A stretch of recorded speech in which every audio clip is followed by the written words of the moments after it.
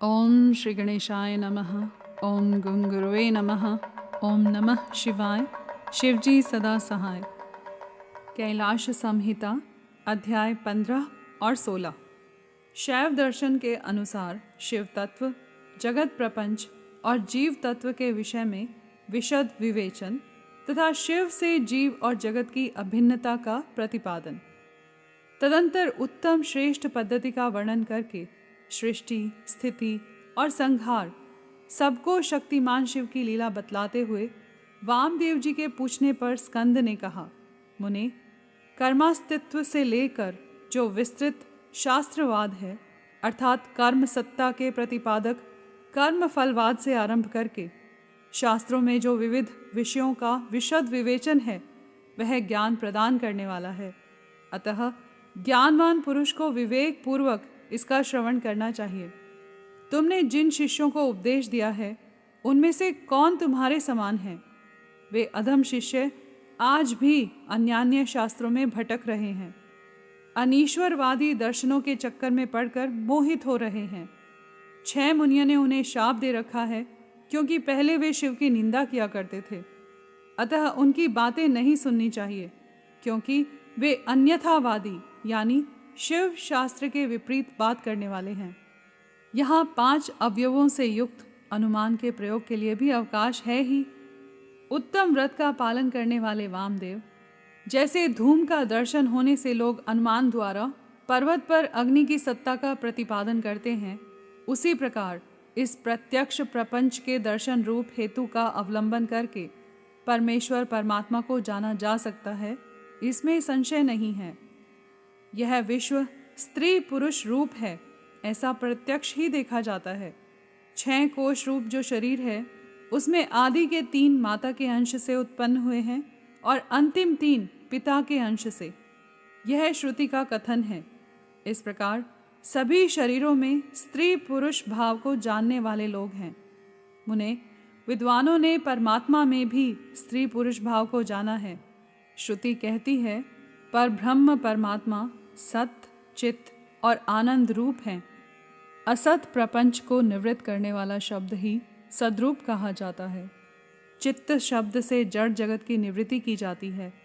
यद्यपि सत शब्द तीनों लिंगों में विद्यमान है, तथापि यहाँ पर ब्रह्म परमात्मा के अर्थ में पुल्लिंग सत शब्द को ही ग्रहण करना चाहिए। वह सत शब्द प्रकाश का वाचक है। सन प्रकाशः, यहाँ पर सन शब्द स्पष्ट रूप से प्रकाश का वाचक है। परमात्मा में जो सत्ता या प्रकाश रूपता है, वह उसके पुरुष भाव को सूचित करती है। ज्ञान शब्द का पर्यायवाची जो चित्त शब्द है, वह स्त्रीलिंग है, अर्थात परमात्मा में चिद्रूपता उसके स्त्री भाव को सूचित करती है। प्रकाश और चित्त ये दोनों जगत के कारण भाव को प्राप्त हुए हैं। इसी प्रकार सच्चिदात्मा परमेश्वर भी जब जगत के कारण भाव को प्राप्त होते हैं, तब उन एकमात्र परमात्मा में शिव भाव और शक्ति भाव का भेद किया जाता है। जब तेल और बत्ती में मलिनता होती है, तब उसके प्रकाश में भी मलिनता आ जाती है। चिता की आग आदि में अशिवता और मलिनता स्पष्ट देखी जाती है। अतः मलिनता आदि आरोपित वस्तु है। उसका निर्वर्तक होने के कारण परमात्मा के शिवत्व का ही श्रुति के द्वारा प्रतिपादन किया गया है। जीव के आश्रित जो चित्त शक्ति है, वह सदा दुर्बल होती है। उसकी निवृत्ति के लिए ही परमात्मा में सार्वकालिक सर्वशक्तिमत्ता विद्यमान है।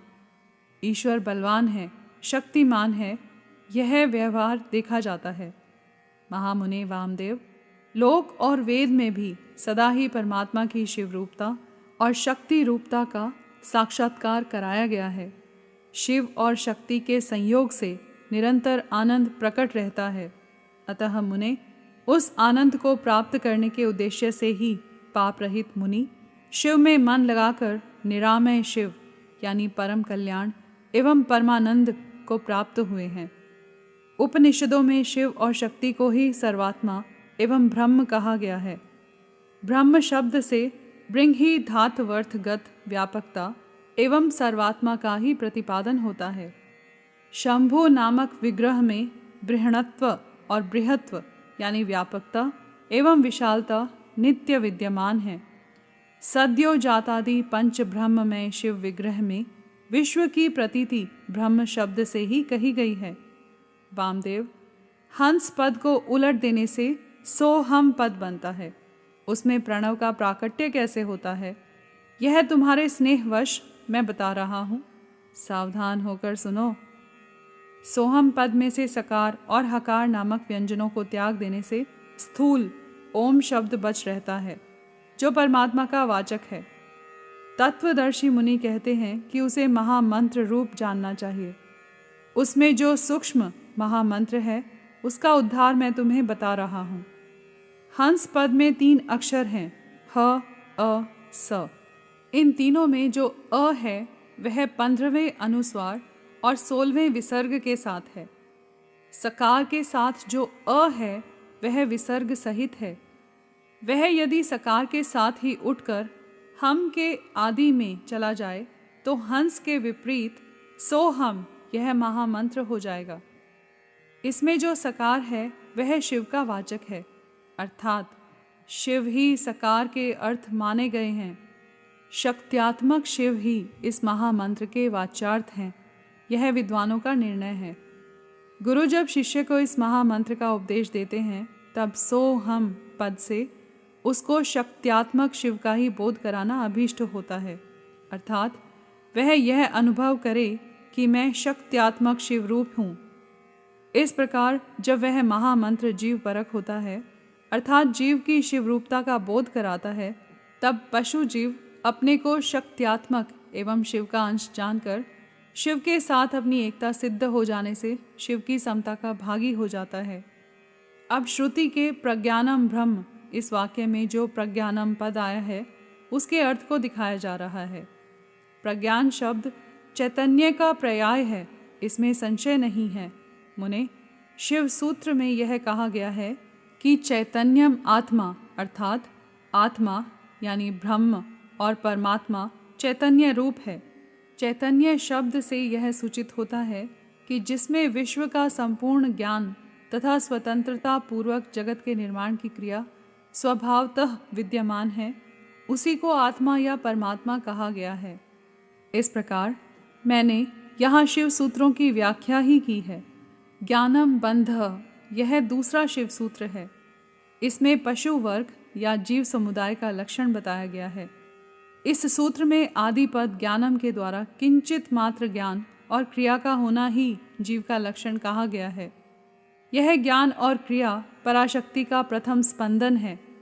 कृष्ण यजुर्वेद की श्वेताश्वतर शाखा का अध्ययन करने वाले विद्वानों ने स्वाभाविकी ज्ञान प्रबल क्रिया च इस श्रुति के द्वारा इसी पराशक्ति का प्रसन्नता पूर्वक स्तवन किया है। भगवान शंकर की 3 दृष्टियां मानी गई हैं, ज्ञान, क्रिया और इच्छा रूप। ये तीनों दृष्टियां जीवों के मन में स्थित हो इंद्रिय ज्ञान गोचर देह में प्रवेश करके जीव रूप हो सदा जानती और करती हैं। अतः यह दृष्टि त्रय रूप जीवात्मा महेश्वर का स्वरूप ही है, ऐसा निश्चित सिद्धांत है। अब मैं जगत प्रपंच के साथ प्रणव की एकता का बोध कराने वाले प्रपंचार्थ का वर्णन करूंगा। ओमी तिदम सर्वम, अर्थात यह प्रत्यक्ष दिखाई देने वाला समस्त जगत ओमकार है। यह सनातन श्रुति का कथन है। इससे प्रणव और जगत की एकता सूचित होती है। तस्माधा इस वाक्य से आरंभ करके तैत्तिरीय श्रुति ने संसार की सृष्टि के क्रम का वर्णन किया है। वामदेव, उस श्रुति का जो विवेकपूर्ण तात्पर्य है उसे मैं तुम्हारे स्नेहवश बता रहा हूँ, सुनो। शिव शक्ति का संयोग ही परमात्मा है, यह ज्ञानी पुरुषों का निश्चित मत है। शिव की जो पराशक्ति है उससे चित शक्ति प्रकट होती है। चित शक्ति से आनंद शक्ति का प्रादुर्भाव होता है। आनंद शक्ति से इच्छा शक्ति का उद्भव हुआ और इच्छा शक्ति से ज्ञान शक्ति और ज्ञान शक्ति से 5वीं क्रिया शक्ति प्रकट हुई है। मुने, इन्हीं से निवृत्ति आदि कलाएं उत्पन्न हुई हैं। चित शक्ति से नाद और आनंद शक्ति से बिंदु का प्राकट्य बताया गया है। इच्छा शक्ति से मकार प्रकट हुआ है। ज्ञान शक्ति से 5वां स्वर उकार उत्पन्न हुआ है और क्रिया शक्ति से अकार की उत्पत्ति हुई है। मुनीश्वर, इस प्रकार मैंने तुम्हें प्रणव की उत्पत्ति बतलाई है। अब ईशान आदि पंच ब्रह्म की उत्पत्ति का वर्णन सुनो। शिव से ईशान उत्पन्न हुए हैं, ईशान से तत्पुरुष का प्रादुर्भाव हुआ है, तत्पुरुष से अघोर का, अघोर से वामदेव का और वामदेव से सद्योजात का प्राकट्य हुआ है। इस आदि अक्षर प्रणव से ही मूलभूत 5 स्वर और 33 व्यंजन के रूप में 38 अक्षरों का प्रादुर्भाव हुआ है। अब कलाओं की उत्पत्ति का क्रम सुनो। ईशान से शांत्यतीता कला उत्पन्न हुई है, तत्पुरुष से शांति कला, अघोर से विद्या कला, वामदेव से प्रतिष्ठा कला और सद्योजात से निवृत्ति कला की उत्पत्ति हुई है। ईशान से चीत शक्ति द्वारा मिथुन पंचक की उत्पत्ति हुई है। अनुग्रह, तिरोभाव, संहार, स्थिति और सृष्टि, इन 5 कृत्यों का हेतु होने के कारण उसे पंचक कहते हैं। यह बात तत्वदर्शी ज्ञानी मुनियों ने कही है। वाच्य वाचक के संबंध से उनमें मिथुनत्व की प्राप्ति हुई है। कला वर्ण स्वरूप इस पंचक में भूत पंचक की गणना है। मुनिश्रेष्ठ, आकाश आदि के क्रम से इन 5 मिथुनों की उत्पत्ति हुई है। इनमें पहला मिथुन है आकाश, दूसरा वायु, तीसरा अग्नि, चौथा जल और 5वां मिथुन पृथ्वी है। इनमें आकाश से लेकर पृथ्वी तक के भूतों का जैसा स्वरूप बताया गया है उसे सुनो। आकाश में एकमात्र शब्द ही गुण है। वायु में शब्द और स्पर्श 2 गुण हैं। अग्नि में शब्द, स्पर्श और रूप, इन 3 गुणों की प्रधानता है। जल में शब्द, स्पर्श, रूप और रस, ये 4 गुण माने गए हैं तथा पृथ्वी शब्द, स्पर्श, रूप, रस और गंध, इन 5 गुणों से संपन्न है। यही भूतों का व्यापकत्व कहा गया है, अर्थात शब्दादि गुणों द्वारा आकाश आदि भूत, वायु आदि परवर्ती भूतों में जिस प्रकार व्यापक है, यह दिखाया गया है। इसके विपरीत गंध आदि गुणों के क्रम से वे भूत पूर्ववर्ती भूतों से व्याप्त हैं, अर्थात गंध गुण वाली पृथ्वी जल का और रस गुण वाला जल अग्नि का व्याप्य है इत्यादि रूप से इनकी व्याप्यता को समझना चाहिए। 5 भूतों का यह विस्तार ही प्रपंच कहलाता है।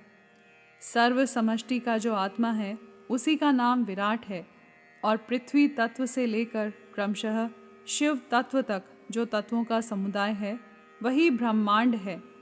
वह क्रमशः तत्व समूह में लीन होता हुआ अंततो गत्वा सबके जीवन भूत चैतन्यमय परमेश्वर में ही लय को प्राप्त होता है और सृष्टि काल में फिर शक्ति द्वारा शिव से निकलकर स्थूल प्रपंच के रूप में प्रलय काल पर्यंत सुखपूर्वक स्थित रहता है। अपनी इच्छा से संसार की सृष्टि के लिए उद्यत हुए महेश्वर का जो प्रथम परिस्पंद है उसे शिव तत्व कहते हैं। यही इच्छा शक्ति तत्व है, क्योंकि संपूर्ण कृत्यों में इसी का अनुवर्तन होता है। मुनीश्वर, ज्ञान और क्रिया, इन 2 शक्तियों में जब ज्ञान का आधिक्य हो तब उसे सदा शिव तत्व समझना चाहिए। जब क्रिया शक्ति का उद्रेक हो तब उसे महेश्वर तत्व जानना चाहिए तथा जब ज्ञान और क्रिया दोनों शक्तियां समान हो तब वहाँ शुद्ध विद्यात्मक तत्व समझना चाहिए। समस्त भाव पदार्थ परमेश्वर के अंगभूत ही हैं, तथापि उनमें जो भेद बुद्धि होती है उसका नाम माया तत्व है। जब शिव अपने परम ऐश्वर्यशाली रूप को माया से निग्रहित करके संपूर्ण पदार्थों को ग्रहण करने लगता है तब उसका नाम पुरुष होता है। तत् सृष्ट्वा तदेवानो प्राविशत, इस शरीर को रचकर स्वयं उसमें प्रविष्ट हुआ। इस श्रुति ने उसके इसी स्वरूप का प्रतिपादन किया है, अथवा इसी तत्व का प्रतिपादन करने के लिए उक्त श्रुति का प्रादुर्भाव हुआ है। यही पुरुष माया से मोहित होकर संसारी यानी संसार बंधन में बंधा हुआ पशु कहलाता है। शिव तत्व के ज्ञान से शून्य होने के कारण उसकी बुद्धि नाना कर्मों में आसक्त हो मूढ़ता को प्राप्त हो जाती है। वह जगत को शिव से अभिन्न नहीं जानता तथा अपने को भी शिव से भिन्न ही समझता है।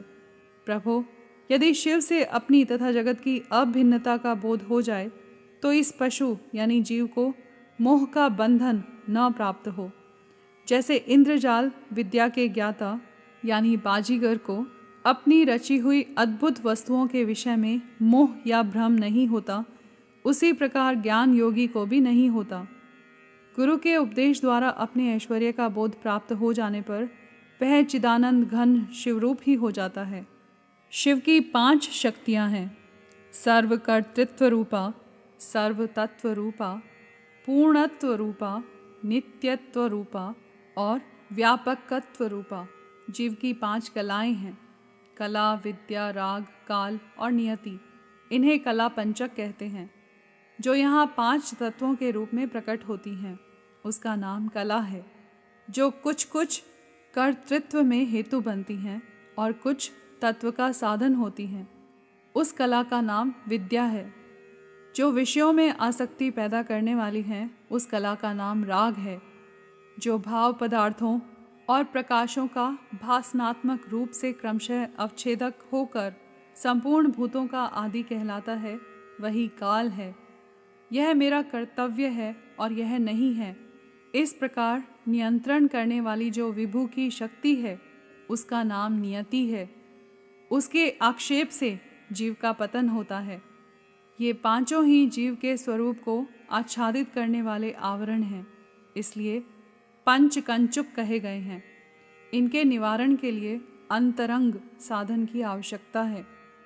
यहाँ पर अध्याय 15 और 16 समाप्त हुए। कर्पूर गौरम करुणावतारम संसार सारम भुजगेंद्रहारम सदा वसंतम हृदयारविंदे भवम भवानी सहितं नमामि।